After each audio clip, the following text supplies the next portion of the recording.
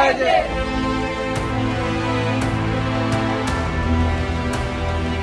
मुंडा करे पुकार, महाराष्ट्र सरकार होश में,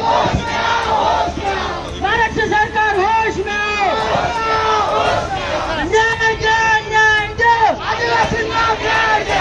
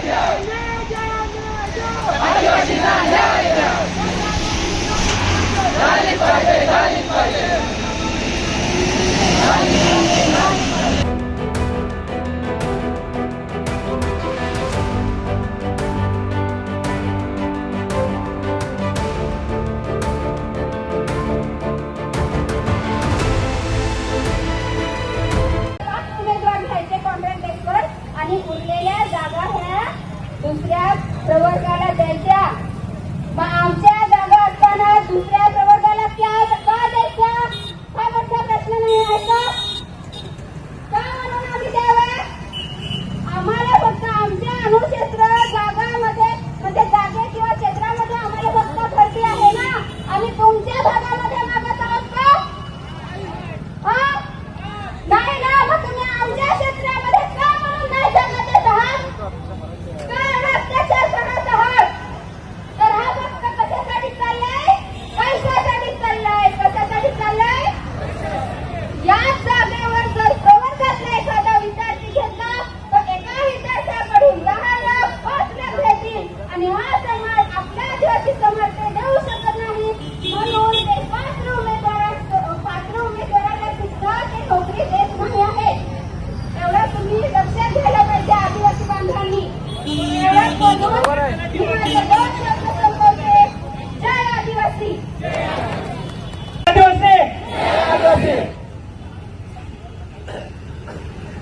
सर्वांना जय आदिवासी। सर्वप्रथम आजचा जो मोर्चा आपला गोल क्लब मैदानापासून निघालेला होता, सुरुवातीपासून पोलीस प्रशासनाचे, गोपनीय विभागाचे आणि सर्व विभागाचे जे गोपनीय शाखा असतील, सीआयडी असतील, यांचे पहिल्यांदा मी आभार मानतो। सगळ्यांनी टाळ्या वाजवायच्या का त्यांनी आज आपली बैठक आदिवासी विकास विभागामध्ये पण अधिकाऱ्यांसोबत घालून आणली, जिल्हा परिषदला सीओ साहेबांसोबत घालून आणली आणि शेवटला कलेक्टर साहेब बीसी मध्ये असताना सुद्धा त्यांनी आपल्यासाठी प्रयत्न करून डीसीपी साहेब असतील, सीपी साहेब असतील, सर्व सरकारवाडा, मुंबई नाका आणि भद्रकाली यांचे वरिष्ठ पीआय असतील, यांनी आपल्याला मदतीने माननीय जलद शर्मा साहेब आपले जे पालक आहे नाशिकचे, यांनी आपल्याला डेप्युटी कलेक्टरांच्या कॅबिन मध्ये येऊन आपल्याला वेळ दिला आणि चर्चा ही सकारात्मक झाली।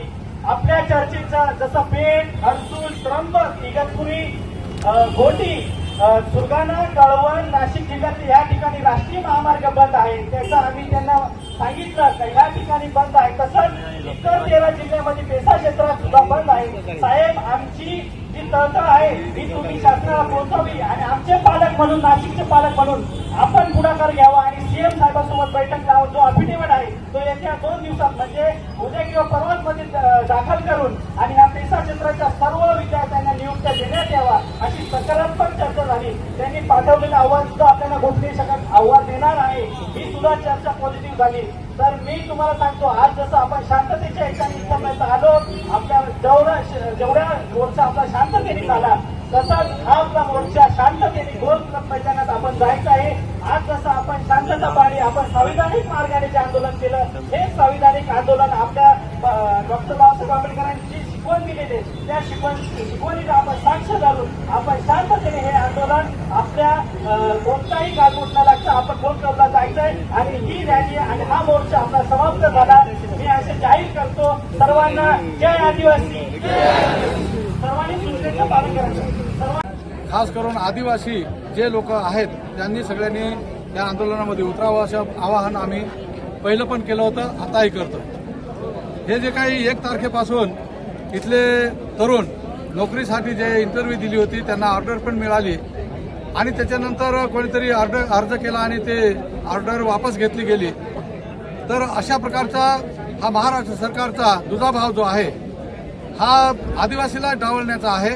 आणि म्हणून आम्ही हे जे मुलं आहेत हे 1 तारखेपासून उपोषणाला बसले आणि आज 21वा दिवस आहे.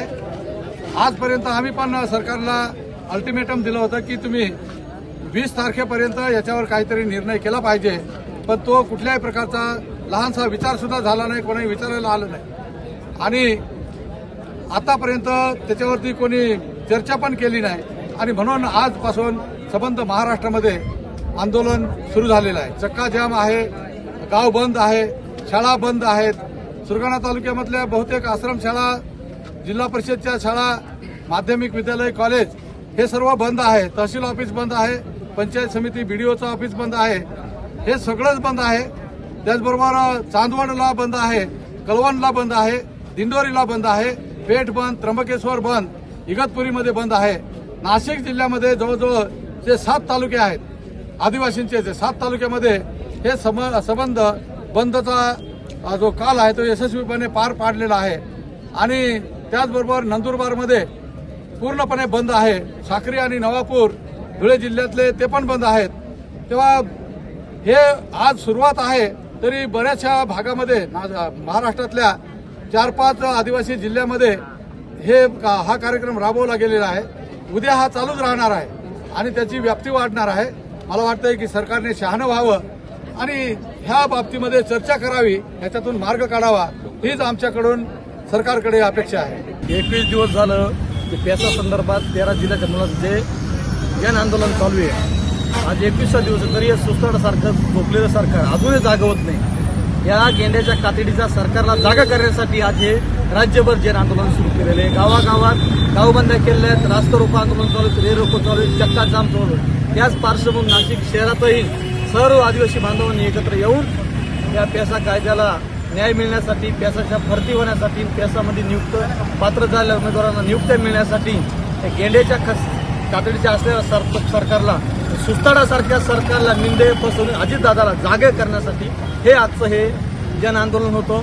आदिवासी विभागावरती गेलं, तिथून जिल्हा परिषदेच्या माध्यमातून कलेक्टर ऑफिसला हे समारोप झाला आणि आजपासून जोपर्यंत न्याय मिळत नाही तोपर्यंत आदिवासी पेसा क्षेत्रात गाव बंद राहतील. आरोग्य विभाग सोडून सर्व कार्यालय शासकीय बंद राहतील आणि मिंदे आणि फसवणूक आणि अजितदादांनी या आम्हीच्या आदिवासी तरुणांना फसवल्यामुळं त्यांच्या कोणत्याही कार्यकर्त्याला, आमदाराला, खासदाराला, संत्र्याला, मंत्र्याला गावबंदी करण्यात येईल. त्यांनी आदिवासी भागात जाताना विचार करून जावा, अन्यथा तिथं त्यांना वेगळा परिणाम बघायला दिसेल आणि इतिहासात नोंद झाल्याचा तिथं एक इतिहास रचला जाईल. या आंदोलनाच्या माध्यमातून आदिवासी भागात यांनी जाऊ नये, जाताना विचारपूर्वक जावा आणि या आंदोलनाची दखल घ्यावी झोपलेल्या सरकारने. अन्यथा येणाऱ्या विधानसभेमध्ये मिंदे, फसवणूक, अजितदादांनी जर आम्हाला फसवलंय, होणाऱ्या निवडणुकांमध्ये 13 जिल्ह्यामध्ये पेसा क्षेत्रात मतदानावरती बहिष्कार टाकू आणि या शिंदे सरकारला त्याची जागा दाखवून देऊ. 1 तारखेपासून जे आपले गोल्फ क्लब मैदानावर 17 वर्गाच्या पेसा संदर्भात उपोषणाला बसलेले होते मुलं, एवढे आज 21वा दिवस आहे. सरकारबरोबर चर्चा झाल्या, मिटिंगा झाल्या, आज होईल, उद्या होईल, असं काही निर्णय लागत नव्हता. म्हणून आपण त्यांना 21 तारखेपर्यंत अल्टिमेट दिलेला होता. आज आपण जिल्हा परिषदला आदिवासी विकास आयुक्तांना निवेदन दिलं, त्याच्यानंतर जिल्हा परिषदच्या शिवणला दिलं, त्याच्यानंतर आपण कलेक्टर साहेबांना निवेदन दिलं. आता ते कलेक्टर साहेबांच्या आदेशानुसार असं म्हणतात की आपली सकारात्मक चर्चा करून सचिवांशी बोलून 2 दिवसात काहीतरी नाही. म्हणजे आता असं होईल की 2 दिवस म्हणजे अजून 2 दिवस मुलांना असं बसावं लागेल. काय झालंय, सरकार झोपलेलं आहे का झोपायचं सोडून देत आहे माहीत नाही. आमचे एवढे 27 आमदार आहेत, 4 खासदार आहेत, पण मला असं वाटत नाही की कुठेही त्यांना ह्या गोष्टीचं गांभीर्य नाही आहे. आज एवढे मुलं कळकळीने 20 दिवसापासून बसलेले आहेत, तरी त्यांना कुठेतरी एक संवेदनशीलता जशी म्हणतोय तशी नाही आहे.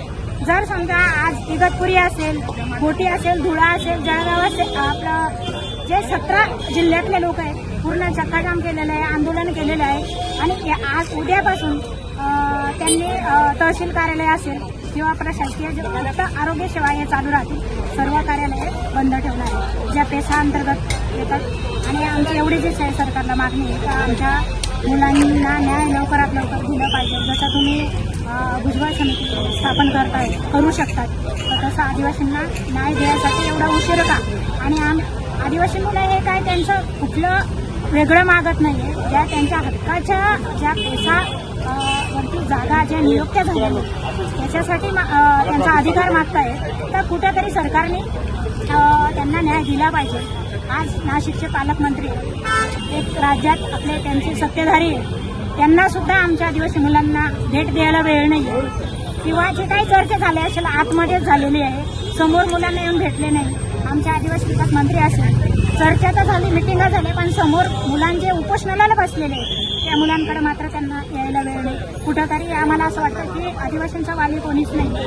आणि प्रत्येक जण आमदार असेल, खासदार असेल, मी कुठल्या पक्षाला किंवा कोण काय कुठल्या पक्षात आहे त्याचं हे नाही करत आहे, पण कुठंतरी प्रत्येक जण त्यांच्या खुर्च्या वाचवण्यासाठी